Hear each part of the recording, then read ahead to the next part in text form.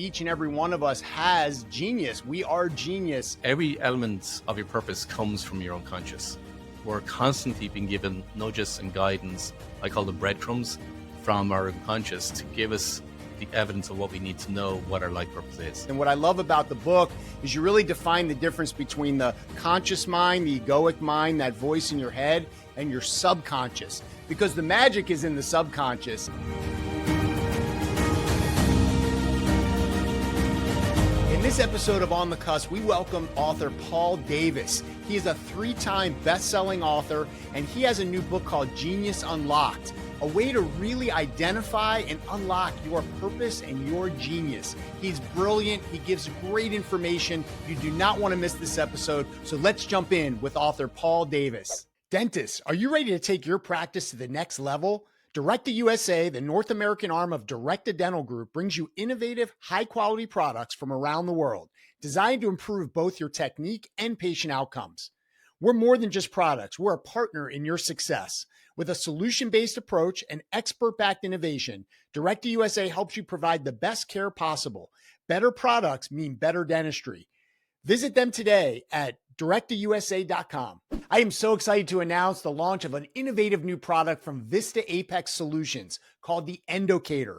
The Endocator is the first ever chair-side device that actually allows you to verify and test whether your canals are clean before you obturate. Utilizing ATP as a biomarker, this device is able to let you know that the canals are clean before finishing a case. How valuable is that? Visit Vista Apex Solutions at vistaapex.com to learn more about the Endocator. Because remember, you can't see clean on an x-ray.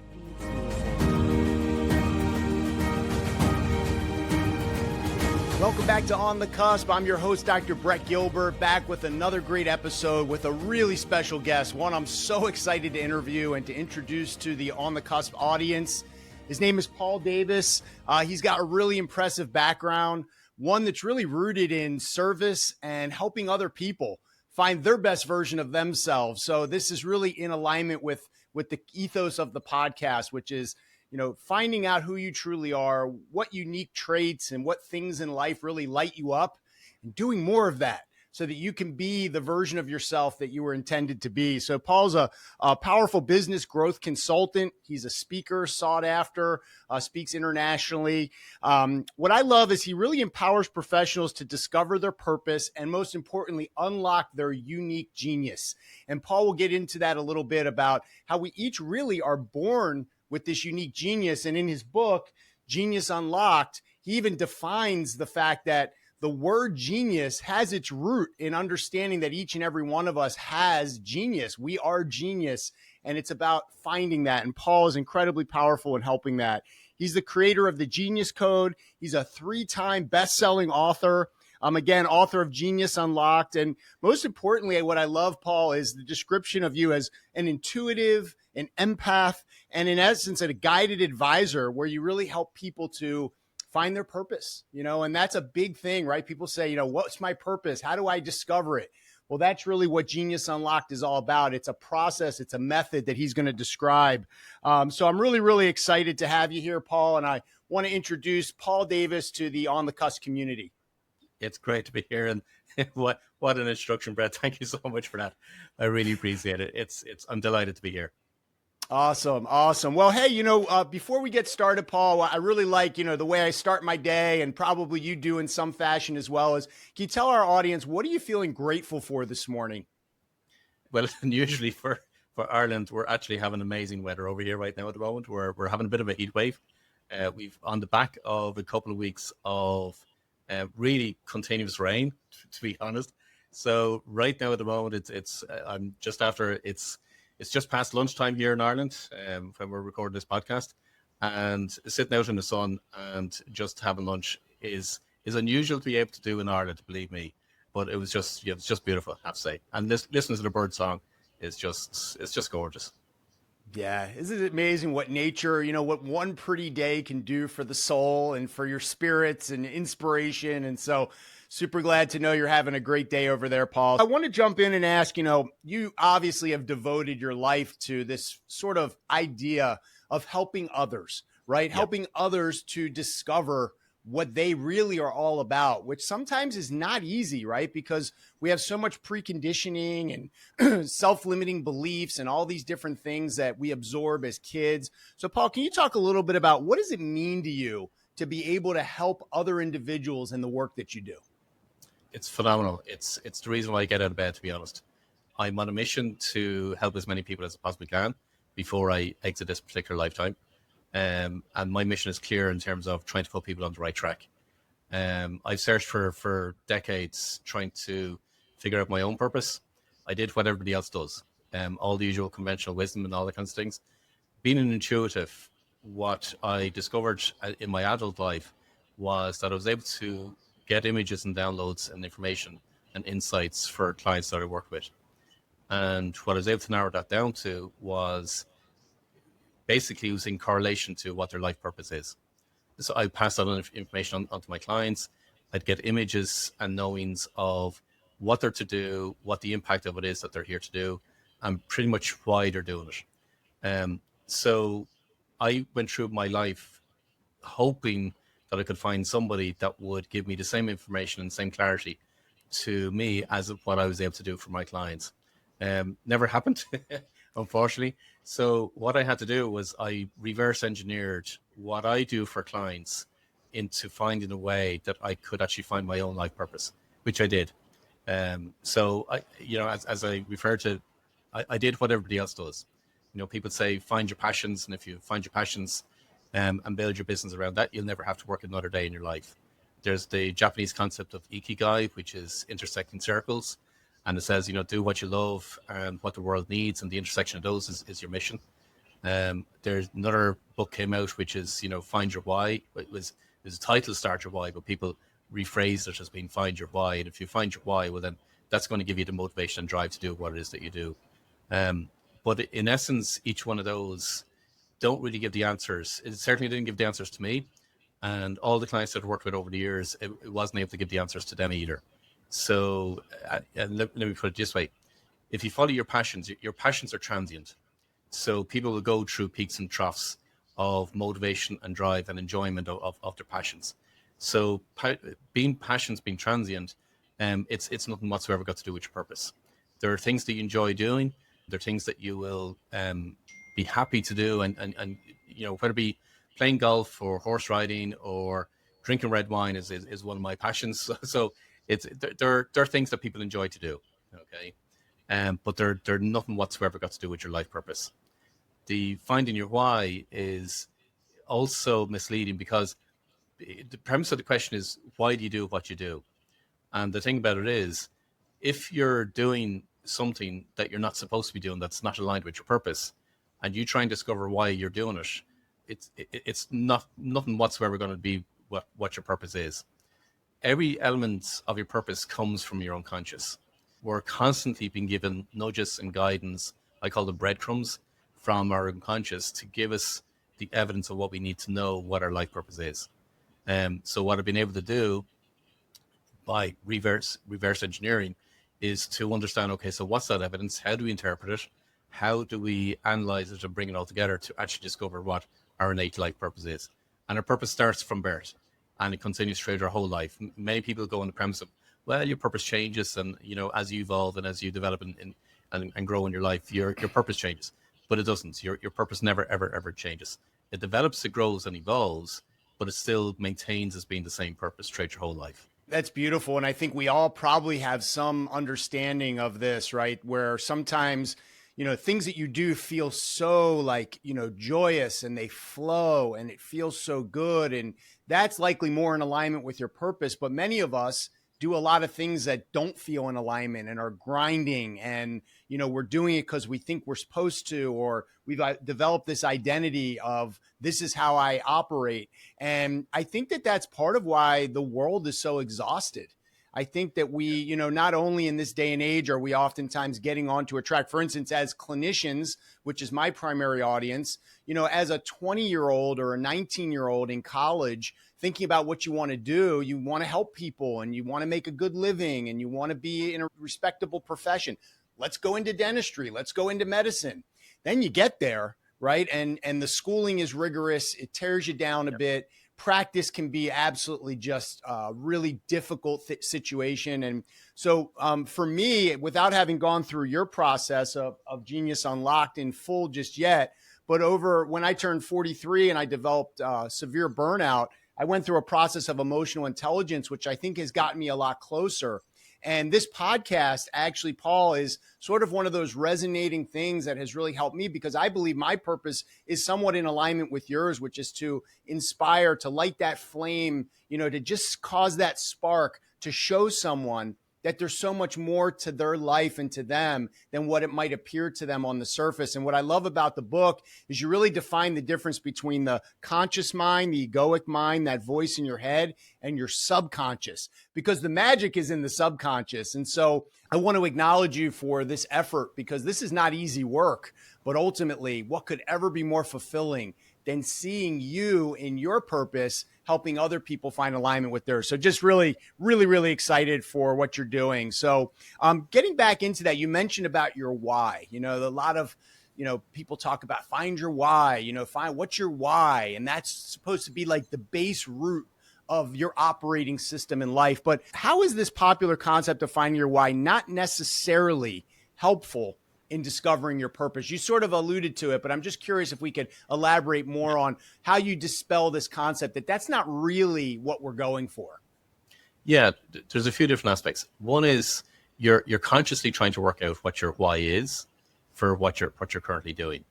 And if you're consciously trying to work it out, it's not going to be right, because every single element of in relation to your life purpose comes from your unconscious, not from your conscious thinking perspective.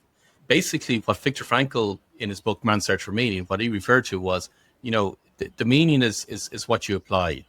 So you're in effect, what you're doing by finding your why is you're applying a meaning to what it is that you're doing in order to give yourself meaning, and that's literally how it works. But it's still not going to be your true why. What I describe in the book Genius Unlocked, and as I work with clients, I prefer to use the word inspiration, because inspiration, if you go to the root and the origin of the word inspiration, it's inspirare, which is divine guidance. It's the breath breathed in to something. It's so it's the divine guidance that we have been given, and it's how I get people to find it. Let me put it this way, and let me explain it for listeners. There'll be moments throughout everybody's life that they will have had an emotional response to something. And what I mean emotional response, I mean it's an emotional response of joy, it's amazement, it's awe, it's people will say, oh, that is so inspiring, but they've had an emotional response from literally they will well up, they will tear with the emotional response that they have. And it could be a video that they're watching, a movie, it could be a book that they're reading, or even a podcast that they're listening to, or a piece of music. And they have a spontaneous response to that inspiration moment. And that's precise, and it's unique to the individual. And what you'll notice is that other people around them won't be having the same emotional response. Now, I'm not talking about the typical tearjerker movies that are created in order to try and get the audience to have an emotional response. I'm not talking about those ones. I'm talking about, you're sitting there in your living room and you're watching a movie with the family, and you're the only person in the room having an emotional response. That's the one they're the kind of ones that I'm referring to. That's your unconscious trying to give you the nudge to say, this is what I want you to fulfill. Here's what I want you to go after. So the information that's contained in that movie that you're watching, or the piece of music, and even if it's the lyric in the piece in the song that you've been listening to, that holds the key to some of the information that attaches to your life purpose. So the way I describe it for clients is there's 4 elements that makes up your life purpose. 2 of those elements in particular is your genius inspiration, which is what I've just explained, and the difference between inspiration compared to finding your why. And the other one is your genius quest. Now, the definition of a quest is a long and arduous journey to find something. And most people go on the premise that, well, if I enjoy what I'm doing, well, then that's my purpose, because obviously I'm enjoying what I'm doing. But no, your purpose is not actually necessarily enjoyable. So think of it this way. And I suppose that the easy example that I could give for clients is if and people know that I'm into aviation. So the Wright brothers were 2 brothers that grew up in the States, and they developed the first engine-propelled aircraft. That's what they did. In 1903, they had the first flight. They started their quest at the age of 10 and 11. That's when their quest started, because their father brought home a toy. It was a small little airplane. They broke the toy while they were playing it, and then they tried to figure out, okay, how could we fix the toy? And it just moved from there on, from the point of view of, okay, how could we actually create a plane that would be engine propelled and could fly us in the air? And it developed and grew and evolved from there. But it started from a very, very young age. That was already embedded within them, already embedded in them. So if you take the Wright brothers and all the test flights that they did and all the, the long hours, the arduous journey in order to try and find out what would actually work and how could they maneuver the wings in order to have the air flowing over the wings and so on, all the different tests and experiments that they did, that's not, in some respects, for some people, that's not an enjoyable job, because what they're doing is, again, it's a long and arduous journey to find a solution to something. So were there elements of what they enjoyed? Yes, there was, because that's what I call your genius drivers. Your genius drivers is what gives you that fulfillment. It gives you the joy and the zest. So there will have been elements that they would have enjoyed, but in overall, it's actually something that you pursue, but it's not exactly what people classify as purpose being. It's all, it's all bed of roses in the garden. It's not about that whatsoever. You will go through a tough journey in order to find a solution. And here's the thing: what you do for yourself, you do for others.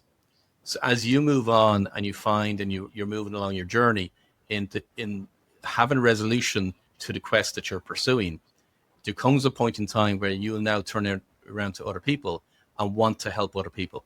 And as you said, Brett, like the vast majority of people that are listening to this, they already have a natural disposition that they want to help others. They want to be of service to others. Well, as you're moving along your purpose journey, you will want to be of service to others because you want to reach as many people as possible. Hence the reason why, again, bring it back to the Wright brothers, they wanted to reach as many people. They just didn't want to create the aircraft for themselves. Once they were able to fly the aircraft, now they wanted to share it with the world and help the world in order to actually build aviation from that perspective. And that's how a life purpose works. Wow. That's beautiful. And what a great example, because just like you said, it's like, it's an arduous journey, meaning it has to have ups and downs. And, something else that I love about what you said is sort of like, you have to know sadness to know happiness. You have to know hot to know cold, right? You have to know safety to know risk. And so I think that that's part of the journey, right? That's what makes it so beautiful. And we need to expand our, like you were saying, how we assign meaning. Viktor Frankl, Man's Search for Meaning, one of the seminal books in my life, because he discovered the power of how we assign meaning. And when we assign the meaning, we have control then of how we perceive our reality to be. And he sort of, I think, from a global perspective and a historical perspective, really mastered that in that terrible situation he was in and came out the other end with so much to teach. So I really love that. I saw this parallel between your story and a lot of my clinicians and myself even in the fact that you were an accountant, right? And a business consultant.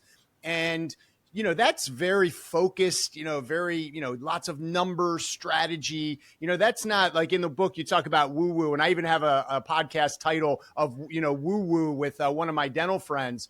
But what the parallel here that I would love for you to maybe just articulate a little bit is, it seems like you recognize this intuitive power that you had. You recognize sort of this empathic power and how you could kind of feel people, and you started to take those gifts and apply that to your business. As a clinician, the more spiritually evolved I become, the more I learn, the more I kind of touch in and feel comfortable with being my authentic self. I find that I'm able to apply that in a lot of ways to my clinical care, whether it's just feeling what a patient needs in terms of comfort or words. Maybe it's even from a diagnostic perspective, just getting sort of a sense of what might be going on. So as someone who has really taken their gifts, and not been shy about it. And, sometimes you can have this delineation between that world of who you really believe you are with your gifts, and then this more rigorous professional world, and you separate them. I did that for many, many years, but it seems like you've been able to sort of merge those together. For a clinician listening who maybe is kind of feeling in the rut, it is that grind, it doesn't feel super in alignment. How do you recommend your clients that they bring some of their own gifts, intuitive, empathic, maybe even, even deeper than that into your professional world? There's two ways I'd answer that, Brett, to be honest. The first one I'm going to say is when people say to me that they're in a rush, they're just on a hamster wheel, they're at a crossroads, they have, the level of motivation that they had has waned quite a bit for them. And they can see the difference between themselves in terms of maybe years ago they had huge enthusiasm, huge drive, huge motivation in order to achieve different things. But now they may just feel a little bit sluggish. And I'm not talking about old age. I'm talking about it's just the motivation that they have with it. The first part of that for me is around their genius drivers, what I call genius drivers. And what for listeners, just think of it this way. Imagine you got 3 buckets sitting in front of you, and each one of those buckets represents the genius driver. Well, your job is actually to fill each one of those buckets. Now, I'm not talking about self-care. I'm talking about literally what are you unconsciously driven to achieve fulfillment. And that's where the origin of fulfillment comes from, is to fill the voids, is to fill the buckets in our life in order to feel fulfilled or to feel filled. And therefore, that's how we get fulfillment. So the first protocol is literally to identify your genius drivers. And then again, what I do with clients is ensuring that their business or their career or their life, as much as we possibly can, is centered around those genius drivers.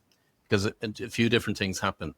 One is, as soon as they start filling those buckets, now, or their genius drivers, now what they're doing is they're getting more zest for life, more joy for life, more motivation for life, more fulfillment, more everything that they want out of life. But also, from a scientific perspective, they're activating a particular part of the brain, and it's in the prefrontal cortex. It's called the executive center. And when you're operating from the executive center, now you're more creative, you're more innovative, you're more planning, you're more objective. So that's where people are best to operate from, as opposed to the amygdala part of the brain, which is more instant gratification and so on. So that's where they'll want, the slice of cake to hit the glass of alcohol and so on. So they'll want all the instant gratifications from that perspective. So to get more out of life, you've got to be operating from that side. So in one sense, it's the genius drivers. That's one thing. A sense of purpose for clinicians and for even, so myself as an accountant, let me put it this way. Yes, I originally qualified as a management accountant. I would be going into companies and I would be turning around financially, as in companies that were making financial losses. I would turn them around as quickly as possible. On average, it was about 6 months. And then I would help them to develop, grow, and scale from that side of things. It can be very lonely. It can be very isolating, not too dissimilar to clinicians. You have a lot of stress from a point of view of you're trying to turn companies around. You're looking at the employees. You're trying to save as many employees within the company as possible. You've got a lot of regulatory compliance that you've got to adhere to and so on. Again, not too dissimilar to clinicians. So, but what I'm saying to you is that with all of that, right now at the moment, I narrow down to what do I absolutely love to do? What am I naturally gifted at doing and love doing? And that's the only work I now do. So, for example, I don't do any management accounts anymore. I used to many years ago, but I don't do them anymore. I'll interpret and report on the information, the data that the company is providing as financial records, but I purposely don't do any accounts. When it comes to the gifts side of things, as you're going along your spiritual journey, and if you have particular practices that you have in your daily routine, one of those practices that I highly recommend to all my clients and to even listeners is meditation. It's without a shadow of a doubt, it's a given. You've got to start meditation. Even if you just start 5 minutes in a day, 5 minutes is an awful lot better than doing no meditation whatsoever. But what meditation is actually doing is, apart from reducing your stress levels, it's developing your creativity, but it's also developing your intuition levels. Now, how you would bring it into your work, and this is how I started bringing it into work, was I would get insights and knowings, and this is your intuition. And people call your intuition as being your gut feelings, that you could be working with a client, and all of a sudden you get an insight. And I call these inspired thoughts. It could be an insight, it could be knowing. And it's just something that pops into your head, completely random. And you kind of say, actually, do you know what? Maybe I'll just ask my client about this. And once you start to open that door from the point of view of just asking your client or the patient in front of you, so, how are you feeling about X, whatever that might be? And it could be completely different to what it is that you're operating on or working on at that point in time. But you're open to that conversation, and you'll be surprised at what your client is going to turn around and say. No, yeah, okay. You will get some clients that, where and there did you ask me that question from? But the vast majority of clients will typically turn around and say, do you know what? I was actually just thinking about that before I came into this session, or it's been not playing on my mind for the past, weeks or whatever, and so on. And they just want to talk to somebody. And it can be as simple as that. So once you start to open the door from your intuition and your gifts from that side of things, now it becomes so much more fun. It really, because it's like, I explain in some respects for me when I'm working with clients, and for when I get clients to a particular level, it's like Christmas morning every single day. That feeling that you're waking up in the morning, never know what's going to happen, but you're so excited, and you've got that childhood enthusiasm to embrace the day, find out what you got from Santa, and you want to open that present. That's what it's like every single day, because you're utilizing your gifts. You don't know what the universe is going to show up for you, and you just want to embrace it as much as you possibly can in order to make a difference for people. Meditation is one of the keys. Honestly, I can't emphasize it enough. It's one of the keys to unlocking your intuition. Everybody's intuitive, but you can develop more intuition by starting with meditation, applying your executive center, which is through your genius drivers, and now be open and just play with it. When I started off, and again, it's not something that you'd expect from an accountant, let alone a business consultant, to be going to a client and giving intuitive thoughts. But I would start off from the point of view of, I would just ask the client questions. I say, look, have you ever considered X? Even though I'd have the knowing inside, but I'd explore it that way. And if the client said, yeah, I got a positive response from, yeah, I'd be considering that and so on. Well, what if you do X, Y, and Z? Other clients, they could shut down, and that's okay, but you haven't lost anything from an ego perspective, and the ego wants to keep safe. So you haven't lost anything from an ego. You haven't, worried. You have no worries from professionalism from that side of things. You're just exploring the conversations with clients. And what you'll find is that more and more clients want that kind of, think of it being an holistic approach, because you're bringing more to the table compared to other people. And you're caring more about, not that you're not caring about the client, but you're caring more about all other aspects of the client that you can actually help to serve them. And I've had clients that will have narrowed the kind of work that they do in order to be aligned to their purpose, but also to be aligned to their own intuitive gifts and how they can actually work with their clients from that perspective. And the kind of clients that they get are, for them, it's phenomenal, because they just love work with those kind of clients. And that's how you start off developing it. Wow. I mean, so much to reflect on. And I couldn't agree more about the meditation piece. And, they say, whether we call it universe, a higher being, God, whatever you want to call it, they say prayer is asking questions and intuition is getting the answers. The only caveat is you have to quiet your mind enough to actually get the answers. And that's where meditation really comes in. And I agree. And that's something, even in my dental lectures, there's always a meditation in the middle, which sometimes people are like, what is going on here? But, just exposing people to a taste, just getting that taste of that feeling. You get a little tingliness in your hands and your feet, and you realize it's like someone has hit a little reset button, and that we have control of that button anytime we want. So totally agree with that. Love what you're talking about here, Paul, because this really applies to dentists, to doctors, to any type of clinician, because I love that you're like giving permission to just, hey, why do I want to ask this lady if she's loves gardening, or, why am I going to ask this lady, about, some type of celebration in life? Because the reality is that when patients present, they're nervous. And sometimes making a connection can be hard when someone's not themselves. So I love this idea of just kind of trusting your intuition, maybe asking or opening a topic of discussion that has nothing to do with a tooth or their body, and allowing a bridge of trust to come in. Because one thing that is so beautiful about being a clinician is that we have access to and exposure to so many people in a day.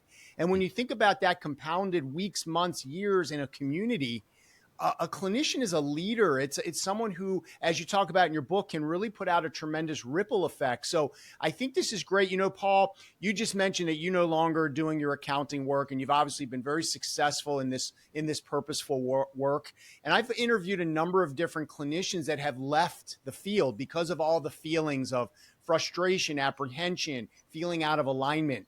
But the more that this podcast evolves, the more I like to present opportunities where maybe those feelings are valid, but maybe you don't need to leave the space to find fulfillment, right? Maybe you just need to welcome in more of your Yeah. purposeful, skills and gifts, and start to become, like you said, filling more of your buckets all day long versus segmenting them to the weekend or the day that you're off.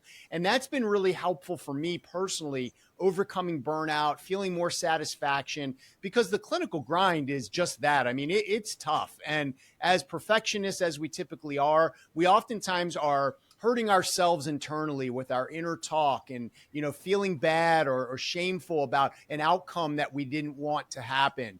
But what you're describing is creating more meaning in the work that we do. And it sounds like, from based on your clients' results, it works, right? You do find more success when you incorporate this. So, Paul, really beautiful. I mean, honestly, the more that we've talked, the more I realize that, what you're doing is really in alignment with what I'm doing. And you're doing it on a totally different level. Can I just come back on one thing that you said, Brett, because it's just so important. And that was, clinicians don't, if when they get to a point whereby they're not enjoying what they're doing and they feel that they got to change career or move, you don't. You definitely don't. And I say this, how the universe works, it is so perfect. Nothing is ever missing and everything is always perfect. So you will have gone through a journey whereby you would have tried different things, or you would have, like for me, I started off doing management accounting. It was a career I fell into, for one better word. It wasn't by choice. It was, in some respects, I came across a finance director that I worked with in one of the first companies, and he saw I had an aptitude for numbers, and he recommended I do accounting. But when I left school, I didn't want to go to university. But here's the thing: I still use the teachings that I learned from being a management accountant in the work that I do with clients, because I'm helping them to grow and scale their business. So as a clinician, you'll never have to move or alter or change, because the universe is so perfect. It has brought you to be trained in that particular profession for a reason. And now what you do is you bring that reason into the future work that you do. So, and that's, I've seen that being developed so many different times with clients.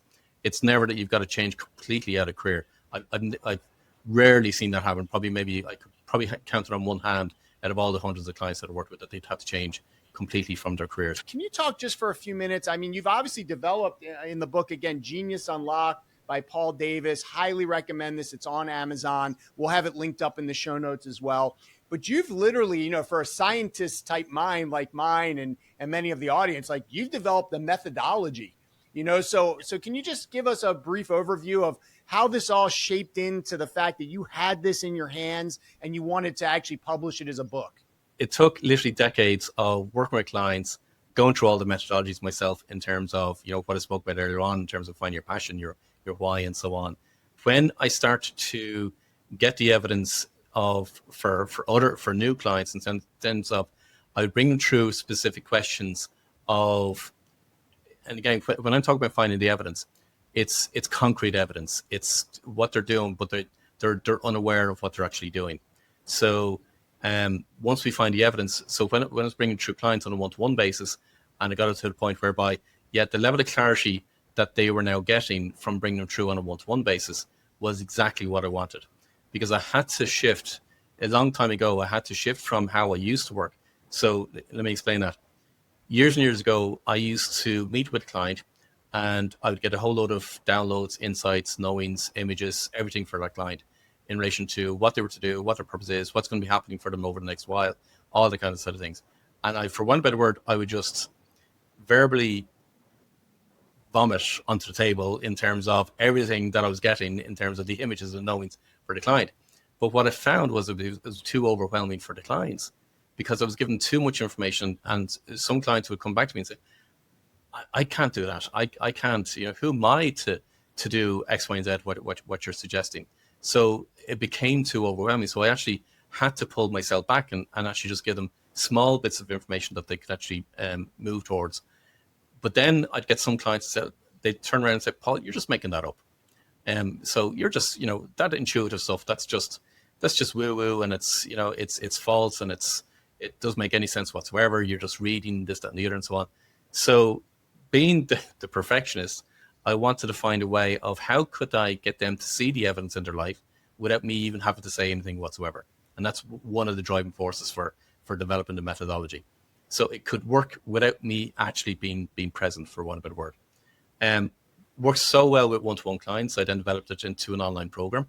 The online programs sold phenomenally well all around the world in every single country, or pretty much nearly every single country. But what the most important thing for me was the results that the clients were getting from going through the online program was exactly what, because I would check for the first, I think it was for the first 20 or 30 or 50 people that I went through. After that, I was checking sporadically with the people. I mean, I'd have the conversation with them. I would tune in and I would make sure that the results were exactly what they should be getting from the actual program. So the results were phenomenal. And everybody would come back and say, yeah, they got exactly the clarity and certainty that they were looking for. They'd worked with so many different coaches and books and training courses before.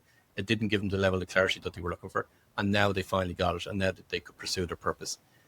So once I got a good number of people going through the program, I said, look, I can only reach so many people by going through the online program, because price point could be out of kilter for a lot of people. That's when I said, okay, look, let's do a book. And I turned it into the book, which is the Genius Unlocked book.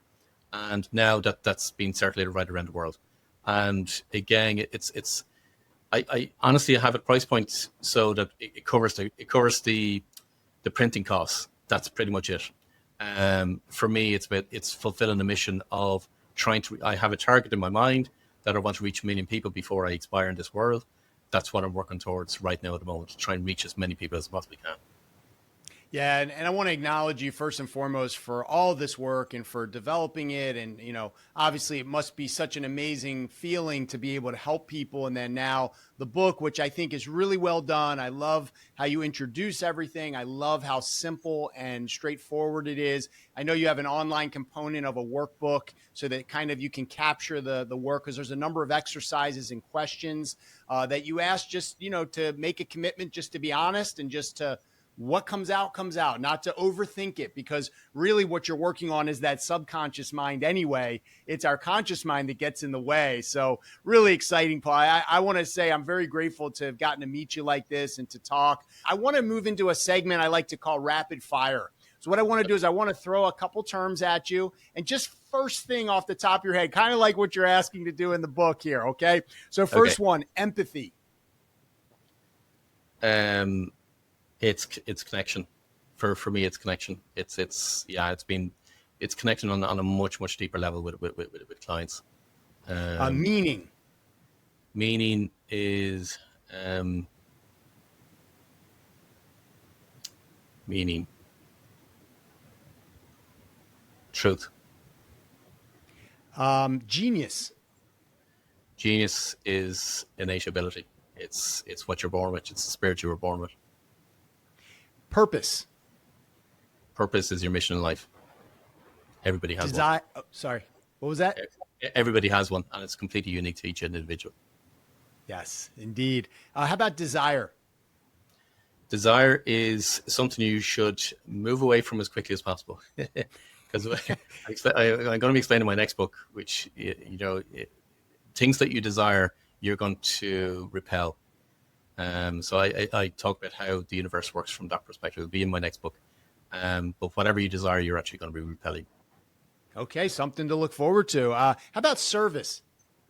Service is everything. I talk about being a steward leadership in my first book. Being of service is, I just wish more and more people were being of service. It's fulfilling, it's rewarding, it's seeing the difference for other people. And I'm talking about real service. I'm talking about service that comes from the heart. That's very, very different than going into a store and getting customer service and the person behind the counter really doesn't care. I'm talking about real, true service. That's the service I want to be engaged with. How about love? Love is where we are all to get to. That's the unique point. So I call it equilibrium. I call our overarching purpose in life is to be your genius you, to live life fully, to experience, to love, and to evolve. We're all here to learn how to love. and there's believe me, there's a lot of love needed in the world right now. But it's part of our journey in order to understand and be able to learn how to love. And I mean love, I'm talking about from the point of view of, I'm not talking about, infatuation. I'm talking about somebody that you could even come across that you dislike, but you can still love them. It's being able to see who they truly are, be behind all the facade, and be still able to love them. That's the point you want to get to. And that's important work, I feel, to even do in the mirror. Yeah, absolutely. Yeah. That self-love is the root, the base of how you'll love everyone else. What about the word grace? Grace, I kind of match it with kind of like bliss. Grace is just, it's the point where you want to get to. People have come across, let's just go a little bit where we're here. People have come across one of the universal laws, which is the law of attraction, but they're not aware of the other 11 laws, the other 11 universal laws, and hence the reason why they don't know why they're not able to attract or manifest what they want into life. You got to get to a state of grace in order to be able to attract, because this is where desire comes into play. So a state of grace is more from the point of view of you're absolutely content exactly where you are. Eckhart Tolle came out with the book, The Power of Now. It was trying to get people to the point of just being in the moment, not having any worries about the future or concerns about the past, just being in the moment. And this is what you can experience with meditation. It's getting to the point of bliss and grace of just being right now in this moment. And there's no other concerns, worries, thoughts, anything. It's just you're content being here. So you mentioned Viktor Frankl, Man's Search for Meaning. You mentioned Eckhart Tolle, The Power of Now, two of the most, foundational books in my own personal growth journey. I'll throw Brene Brown with The Gifts of Imperfection, maybe as number 3. So you really tackled my my Mount Rushmore of books on my journey, Paul. So Paul, so of course, the book Genius Unlocked. Where else can we find you? Where else can the listeners connect with you? Because my goal with the podcast is to create kind of a circle, a community of leaders, of mentors where the audience can reach out. And of course, we'll link everything up in the show notes. So what are you up to right now in terms of offerings? The easiest way is through my website, davisbusinessconsultants.com. There's a whole load of other free resources on that. One of the aspects that I talk about in Genius Unlocked is the genius role.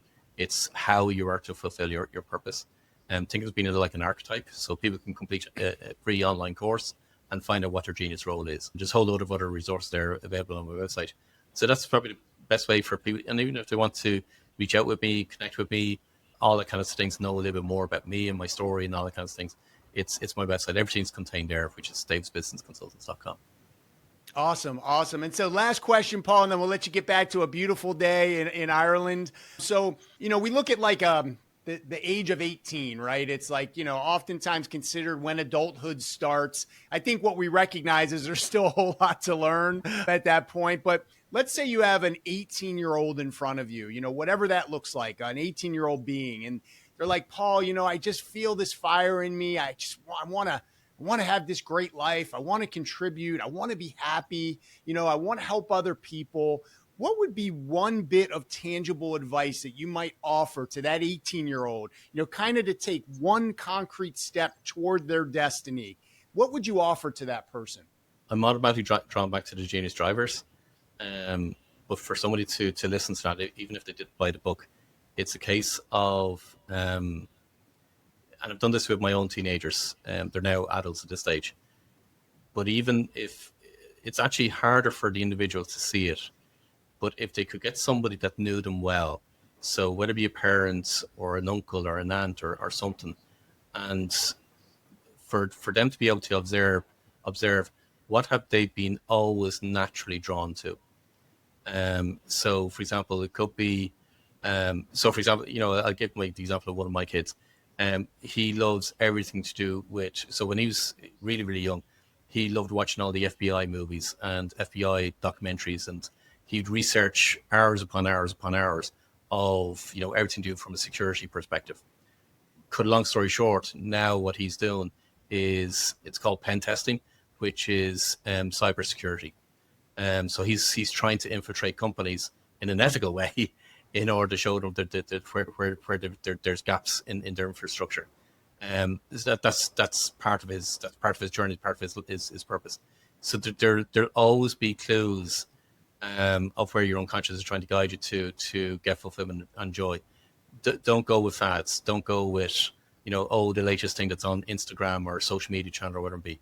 Beautiful. I really love that, because we are in an age of comparison, especially the young generation. And what you're saying is go back to, when you were fully free, what were you drawn to? I think that's outstanding advice. So listen, Paul Davis joining us from Ireland, Genius Unlocked. Lots of great resources. We'll have the website, the book, all linked up in the show notes, any social media that you'd like. Paul, I'm super grateful for this conversation, grateful for this book. I really highly recommend it, because I do believe that for us as busy individuals who are, trying to do all the responsibilities and oftentimes leaving ourselves as the last thing to attend to, I believe that in short order, you can really find a lot of what you've been seeking and looking for with Paul's methodology, which I believe you've designed very efficiently to make it so that it's doable, right? It's not something that's going to take you forever to accomplish, so that you can clearly get down to your purpose, understand what you're here to do, your own genius. And I love the idea that we each are genius. Otherwise, we wouldn't be here. The other thing that I love that you said is sort of being in a sense of recognizing that there is a universal, like everything is happening and unfolding as it's supposed to, because that should take a lot of stress off. Even as you said it, I felt my stress just drop. Like, you know what? This is exactly where I'm supposed to be, or I wouldn't be here. And I really love that. So any parting words, Paul? Really, really grateful for your time. It's just go out, have fun, enjoy life as much as you possibly can. Honestly, it's part of what we're here for. So let's do it.